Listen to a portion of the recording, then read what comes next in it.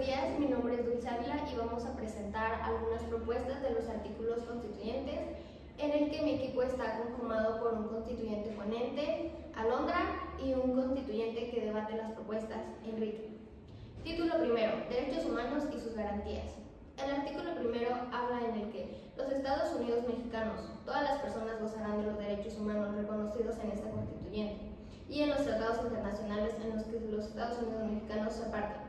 Queda prohibida la esclavitud de los Estados Unidos mexicanos, la discriminación por origen étnico, género, edad, discapacidades, condición social, condiciones de salud, religión u opiniones, preferencias sexuales, estado civil o cualquier otra que quede atente contra la dignidad humana. Alondra, hazme el favor de proponerme tus propuestas. Ok, propuestas a favor del artículo 1. Promoción de la igualdad. El artículo es fundamental para poder garantizar que todas las personas, independientemente de su raza, género, orientación sexual o cualquier otra característica, sean tratadas con igualdad ante la ley. Derechos humanos. Al estar en la Constitución fortalece el marco legal de derechos humanos en México, asegurando que tanto las leyes como las acciones gubernamentales respeten los derechos de las personas. Ok, ahora las propuestas en contra del artículo 1, posibles conflictos con libertades individuales.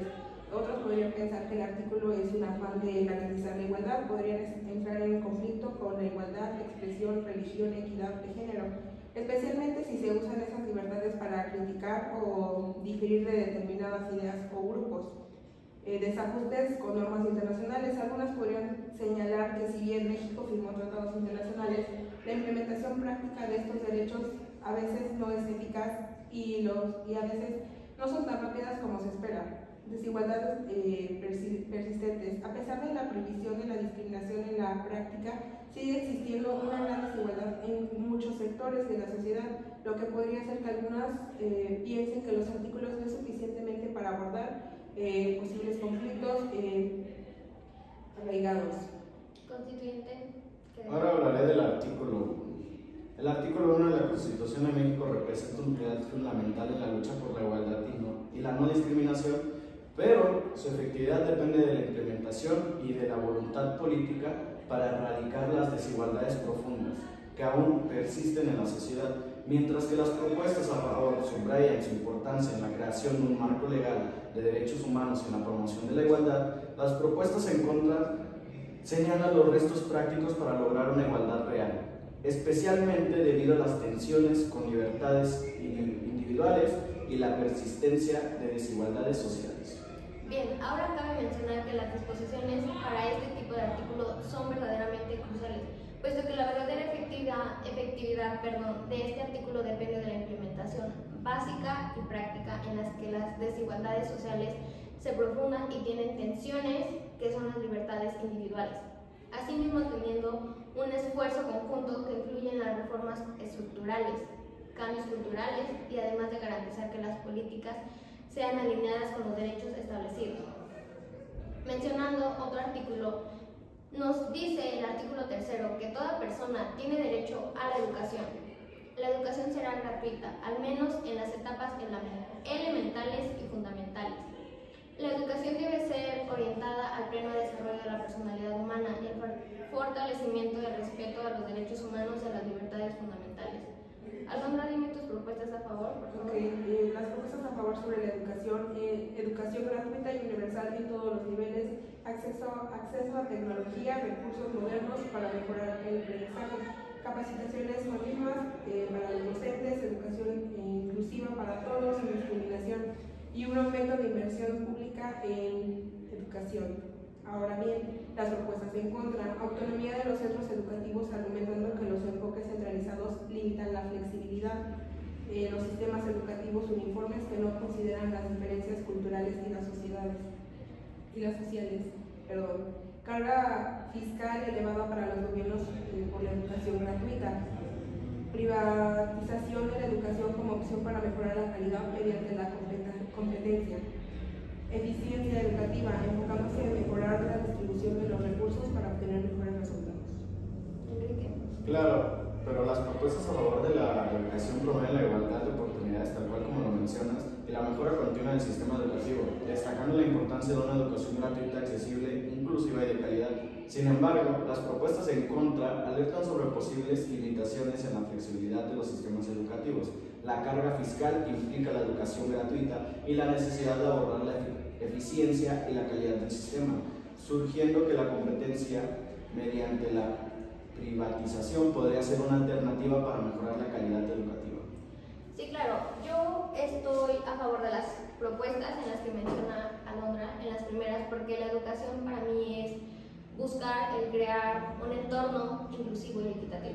Esto más en las personas que son más vulnerables, garantizando el acceso a todos los recursos y oportunidades. Pero bien, ahora en las propuestas en contra se plantean desafíos relacionados con la autonomía de las instituciones educativas por el gran impacto económico de financiar la educación, ya que se menciona que es gratuita y puede fomentar algunas dificultades para lograr una distribución eficaz.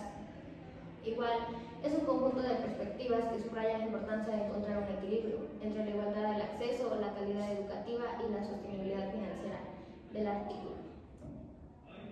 Mencionando y cambiando, nos encontramos con el artículo 16, que es la protección de datos, y menciona que el Estado garantizará el derecho a la protección de datos personales, estableciendo medidas para que toda persona disponga del control sobre su información. Se regulará la recopilación, tratamiento, almacenamiento y divulgación de datos y se crearán mecanismos eficaces en la reparación de casos de violaciones en este derecho. Cabe mencionar, y debe ser crucial, que la Secretaría del Bienestar del Gobierno de México señala que la información confidencial de una persona es aquella que menciona su tipo de domicilio, su número de teléfono y algún dato señalando su uso. A favor, refuerza la privacidad individual y protege la información personal, alinea la normativa nacional con estándares internacionales, previene abusos y el uso indebido de datos, entidades públicas y privadas, monitorear periódicamente las medidas de seguridad, capacitar a las personas, elaborar planes de trabajo para las medidas. En contra, puede imponer cargas administrativas y costos adicionales a empresas y organismos. Podría restringir el acceso a información necesaria para la transparencia y el control social. Una regulación excesivamente estricta podría obstaculizar la innovación tecnológica. Para este artículo, las propuestas a favor destacan que una regulación adecuada refuerza la privacidad individual, protege la información personal y alinea las normativas nacionales con estándares internacionales, contribuyendo a prevenir abusos y el uso indebido de los datos. Sin embargo, las propuestas en contra señalan que una regulación estricta puede generar costos administrativos adicionales para las empresas, restringir el acceso a información necesaria para la transparencia y obstaculizar la innovación tecnológica. Es esencial encontrar un equilibrio que proteja la privacidad sin frenar el desarrollo y el acceso a información crucial. Si nos metemos en el poder ejecutivo, sabemos que el titular del poder ejecutivo es el presidente. Ahora mencionando que tenemos una presidenta. Los gobernadores de las entidades federativas serán responsables de la implementación y el cumplimiento efectivo de los derechos humanos, reconocidos en la Constitución y tratados internacionales.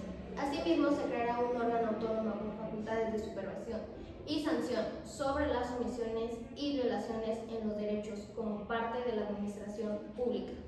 La Comisión Nacional de los Derechos Humanos, CNDH, es un órgano que vela por el cumplimiento de los derechos humanos en México. Entre sus funciones están recibir y investigar quejas por violaciones con los derechos humanos, formular recomendaciones públicas, presentar denuncias ante la autoridad, presentar acciones de inconstitucionalidad ante la Suprema Corte de Justicia de la Nación, supervisar el resto de los derechos humanos en el sistema penitenciario y defender los derechos humanos de las víctimas. Para los derechos humanos se cumplan, es importante que se fortalezcan las instituciones, las personas puedan expresar libremente sus opiniones, las personas puedan compartir ideas y las personas puedan acceder a información relevante en poder de las autoridades. Para el organismo... Parte orgánica, Poder Legislativo. El Congreso de la Unión establecerá un sistema de evaluación legislativa para medir el impacto de las leyes en la sociedad.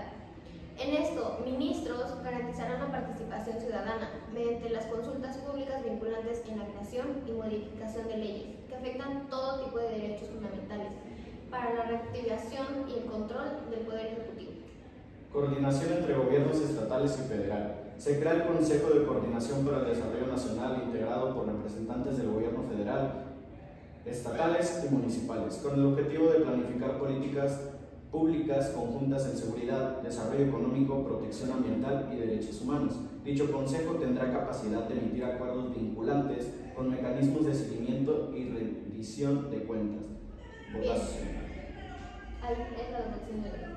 Ahora bien, mencionando todo tipo de las propuestas a favor y en contra, haremos una pequeña votación en la que mis constituyentes y yo vamos a ver qué tipo de propuestas son las mejores, cuáles nos parecieron las ideales para las personas. Empezamos. El crear campañas. Crear campañas ¿para qué? Para una educación mejor, en el que posiblemente el gobierno, claramente, gratuitamente, dé un pequeño avance de lo que puede ser la educación. Yo la verdad estoy a favor. Yo estoy a favor. ¿A favor? Ok, 3 votos en crear campañas.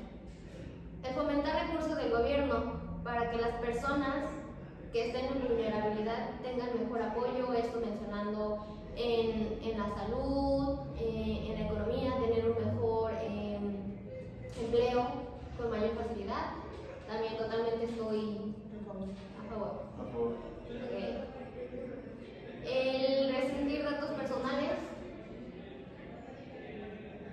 Yo estoy en contra. Causa un conflicto, pero sí. Yo estoy en contra, dado que esta información tan importante y tan personal puede llegar a manos equivocadas, como es la mafia o las personas que extorsionan a más personas. Entonces, para mí es un completo no. Bien, yo escuchando sus argumentos que están en contra, veo que ustedes lo hacen más por el poder ejecutivo, el gobierno. Bien, yo podría mencionar que estoy a favor porque si nos vemos en el contexto de plataformas y servicios, para mí, o sea, sí es importante el restringir los datos personales. ¿Por qué? Porque, no sé, en una plataforma de un videojuego que pidan datos personales, ubicación, número de cuenta, domicilio, eso es como total, rotundamente para mí, no. En los servicios también que sean muy específicos en dime tu domicilio, cuántas personas viven contigo, no, igual, muy rotundamente no. Pero en su contexto que ustedes me mencionan, pues quieramos o no, el gobierno tiene datos de nosotros. ¿Por qué? Porque como menciona la otra, partes de la mafia, pues evidentemente va a tener datos de nosotros, dónde estamos, como de nosotros, personas físicas como hasta morales y de la mafia. Tiene obviamente pues base de nuestros datos. Entonces si de alguna manera queremos solicitar ayuda, no completamente no nos van a dar, pero sí siento que puede ser un tipo de ayuda. Entonces como que no la veo tan mal el punto de que el gobierno tenga acceso justamente a eso. Hasta el momento esta es nuestra postura, espero que se haya sabrado las decisiones y las opciones que hemos tomado en este debate. Y para concluir, para finalizar, los artículos de derechos humanos son fundamentales para garantizar la dignidad, la igualdad, la libertad, todas las personas, estableciendo un marco legal que protege sus derechos fundamentales frente a cualquier tipo de discriminación o abuso.